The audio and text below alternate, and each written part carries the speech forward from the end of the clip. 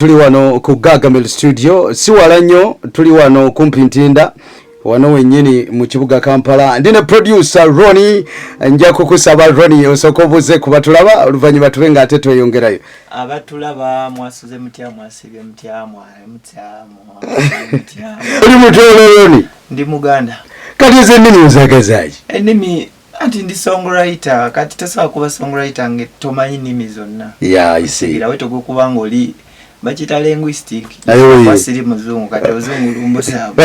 abachita linguistic babichi abatulaba tuline producer akyasinze okuba nti alina hits nyingi mu Uganda the same time atenga muwandisi wa nyimba kati tugenda kuba twogera n'omuntu ali ebintu bibiri omulundi gumu naye nga sinaba kugenda wala Ronnie wano wenkusanze soko olagirira omuntu bw'abava mu kibuga oba oli awo nga yali agadde okujja okukolera wano muziki bw'ova mu kibuga osoyitira Ntinda mu town noda ku lugudo baluyita stretcher still era osobola okuyitira ku Spear Motors opposite Spear Motors ekikuba ekyambuka bwekiti oyisa Shell then ku bitaalaawo ngaweta ku AIDS Commission ojja osobola okubuuza Bebe gye yali asula kozigana wegali amakaage esobola wali studio nojja ne tukuba disco ojja otya okutandika okolagana na wano okola ne Bebe kubanza jjukira twalina studio yaffe eri sure okola ne Bebe ndowooza kitutte emyaka oba 10 because first nali ndi pianist bangi before I became a producer then nengenda nga nkuguka kuba yali amukolera by then Remix era yeyanjigiza ebidongo bino so yandeta ne mu bandi ya Gagamel nengenda nga nkikwasaganya mpola mpola nga omanyi nti omwana moving from one step to another paka wano okubeera nga nze omu ku ba producer be ekitegeeza gwe official producer wa Bebe Cool ndoza sidoza nekyo okoze enyimba nyingi ekyo sijjagaana kukikuwa nga credit ate oba oli awo kati olina kyotandise ekipya era ekindeese kwe kulaba nga music industry olina etafaali eddala lyoli mu kugigattako ng'olina abayimbi abapya ekisinga obukulu b'oli mu kugroominga ekisinga obukulu tugenda kusooka kuddako emabega tujjukize oyo akulaba olunaku olwaleero ng'abadde takumanyi nti gwe producer akoze ku nnyimba eziwera ezimu tugenda zogerako endala tuzeerabire kuba tukoze bingi yes tulina waya tulina ne tuddeko emabega waliwo ate n'ennyimba ze batamanyi nti nze yazikola kati nga wino olwa gravity wekiri nze yalukola nenkola waliwo endala ze nako producinga but saga nnyo zoogerako kuba ezo zibaamu mikono mingi okitegeera but waliyo Nkuloga Grenade Official naluwandiika ne production nengikola waliyo Enyanda olwa Sheebah naluwandiika nenkola ne production waliyo Yolo olwa Sheebah naluwandiika nenkola ne production waliyo kiri mu mateeka we baluyita but nze nalutuuma mateeka olwa kamiliyoni era nalo naluwandiika nendu producing and all producing waliyo champion era olwa kamiliyoni nalo na co-writing ne producing and produce awo banyenza ko music ina mwenyewe yes my goodness then waliyo desire zinanga tanada mu byakubuulira nji atadagenda mu gospel kwateka kubanye bakaita Waterman akawandika ne wabayo ani Baza Onina ayamai tubadde tudda sibafa byonna byonne waya Bebe Cool Smile Make a Wish Jenvudde waliyo nyimba nyingi ateza Bebe wetuda ku Bebe nyingi nga ye person waliyo lwa Chris Bani na abalongo balita like I do nyimba nyingi nnyo waliyo lwa Saha Sivaawo wano Sivaawo yelelize yakasembayo so nyingi nnyo nedala ezimu nsobola okubanga nazerabira but nyingi tugenda kusooka tuddeko katono ku Bebe Cool omuntu gwoga nti gwokoledde ennyimba ennyingi ennyo waliwo ne olimba lomentions awo lwaliko emiwunyo gya Gaaya agamba nti yaluwandiika then kikicho awo tugenda okudda nga writer kikicho oyinza okuwa amagezi eri ba writers bonna mu ggwanga okuba nti bw'obanga owandise oluyimba nga Ronnie osigaza kye bayita enkolaganayo n'omuyimbi nga tefa oba oli awo nga temugenda nnyo wala professionalism kintu kikulu nnyo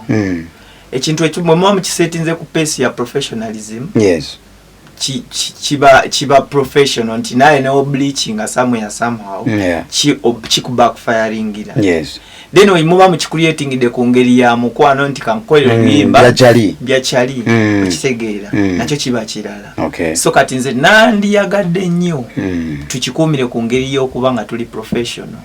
Okitegeera bya chali asobola okwekyusa chali asobola okwekyanga anytime nawo so omwekyangirako kati kiba kyetaagisa ne tukifuula professional nti sasula sente bweziti tukivemu. Okay. Okitegeera sala nnyo genda ku story yo njimanyi bulungi njimanyi bulungi but sagala nnyo nze kankirekera nti twetaaga tubeere professional. Nti woba oli muwandiisi wa luyimba tewetaaga kugenda ngo okubira abantu omulanga ku radio nti banzi by'olimba naawe oteekwa okuddayo waka okole research nti nyiza ntya protecting waka zange gwenkola okitegeera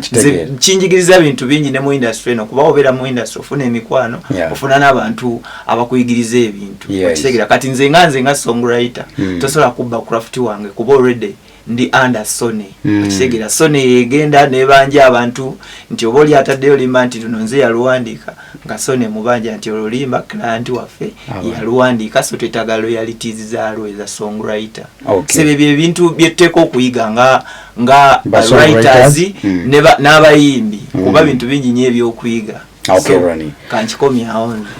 Bingi nnyo happening nga omuntu awandika ennyimba. Naddala ennyimba za bebe ezimu ziwandise n'ezo ennyimba abalala. Waliwo omuntu kyayagala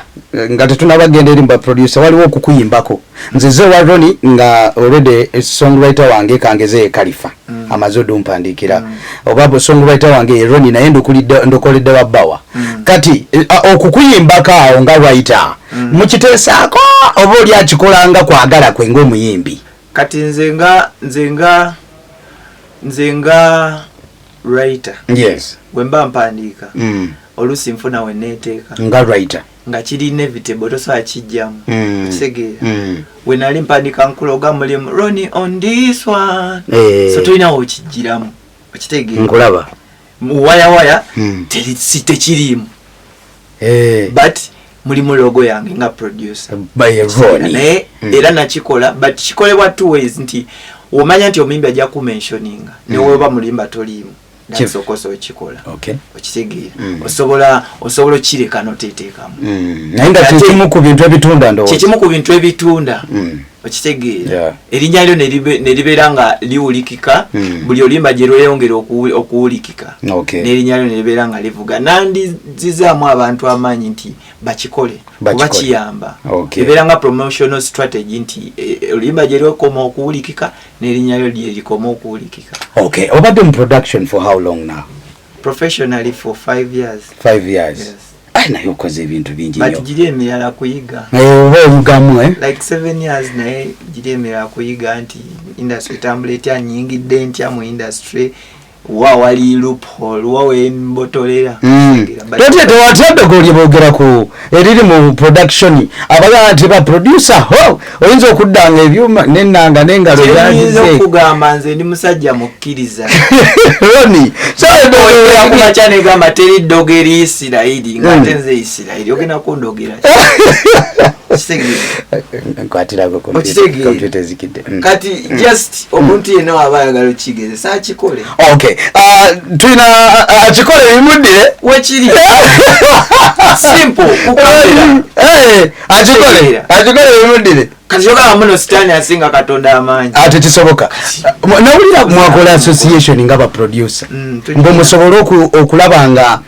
mujjawo bali abakola music nga balina obusente butono bwe basaba ne bakola music omufu ali ku katale bakinjogera nti music olumu afuluma nga tali ku mutindo ne tugamba ba producer fete tukulanga ba producer bebweru balina bye bakuba ebyenjawulo abatanzania bakubye ennyimba ba producer baffe balina kye babulamu abayimbi batera okwogera kati gwe nga gwe producer akoze ku hits ezikubye wano n'ebweru eggwanga ekyo kintu kiri kwani anti kati kino ekintu kiri ku fenna. Okay. So kyetwakola ekyokubanga tukole ekyo ekibiina baida ekyavira ku producer omu eyafa bamuyita dance kumapesa yasinga otugatta mu kiseera ekyo waliwo nga tulaba ffe ba producer tufe abandibeereddewo Uganda fe dance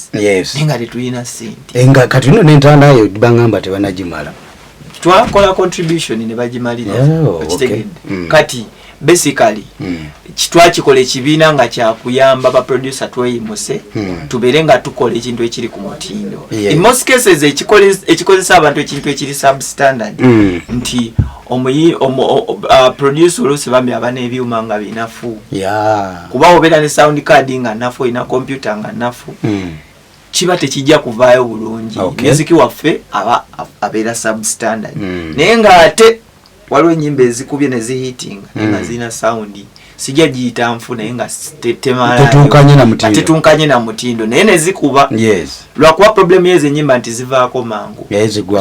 zigwako mangu so twakola ekibiina kyakusobola kweyamba ne tubaako abantu betwatukirira abagaba obuyambi tusobola at least nti kati producer asookerwako ddala wabakala alina sound card ey'amaanyi nga neogende wa producer nga asookerwako ddala wa wansi nga tulisi alina sound card etunkana neki n'omutindo yensoka laki twakola ekyo ekibiina kuyambagana ffe nga ba producer na kutema mpenda tutya bwe tunaafunamu mu bintu byetukola so far waliwo ebitukiddwako byolabawo waliwo ebitukiddwako okay nadala mu covid awo nabala abaana mwababerera tweyambagana obuwunga bwayita sukali so yoba at least nabera nga at least producer atafanjala nkiraba okay basically ekyo okay fine ekyo nkyagadde nnyo njagala sofa twogere ku baana abapya abaliwo abaze owakoledde Baza oluyimba lw'Onina kulabyawo ng'ondagamu nga bwe walukola